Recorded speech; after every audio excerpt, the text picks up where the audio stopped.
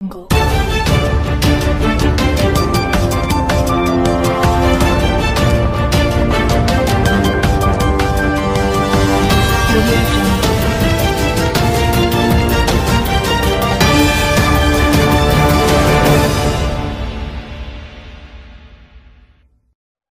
नमस्कार. आपण बघत आहात रामराज्य स्टार टीव्ही न्यूज वाहिनी. रामराज्य स्टार टीव्ही न्यूज वाहिनीमध्ये आपले सहर्ष स्वागत करतो. बघा, आजची मोठी ब्रेकिंग न्यूज रामराज्य स्टार टीव्ही न्यूजच्या हाती आलेली आहे. दारखेड, बेहेड, धुळे व बेहड ते साक्री रस्त्याची बिकट परिस्थिती झाली असून दयनीय अवस्था झालेली आहे. प्रशासन दुर्लक्ष करीत आहे.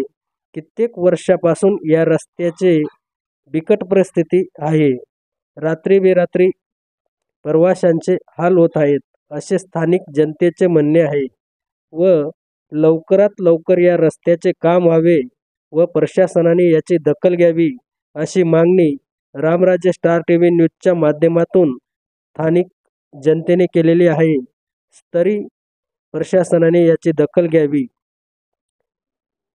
आज आपण साक्री धुळा या रस्त्याला म्हणजे साक्री धुळा या परिसरात आलेलो आहोत. तर इतके खड्डे आहेत की गाडी चालवायला त्रास होतो आणि प्रशासन काय करतंय, कुठंतरी दखल झाली पाहिजे. कारण एकही असा रोड नाही की आता नामपूर ते साक्री बघायला गेलं ते भरपूर खड्डे आहेत.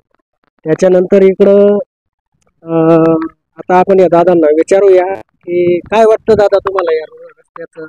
रस्ता लय खराब आहे, जीवर जाते गाडी खराब आहे त्याला चालवायला डायरेक्ट. रोजचं रुटीन करताय तुम्ही, तुम्हाला काय वाटतं की रस्त्याचं काम कसं झालं पाहिजे?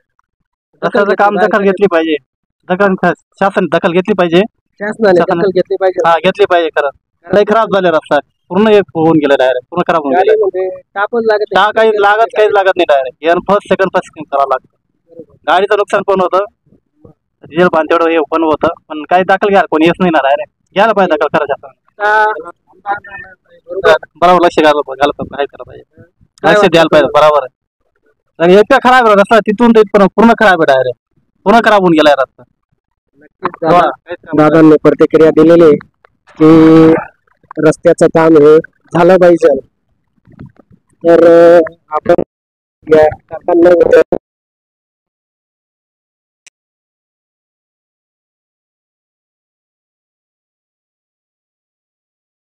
शिवाजी रामदास पवार इथलेच आहेत तुम्ही? नाही, दारखेडचे आहेत. दादा, काय वाटतं या रस्त्यांची दखल घेतली पाहिजे का नाही प्रशासनाने? आता काय आता गण घ्यायला पाहिजे, पण आता कोणी करत नाही ना.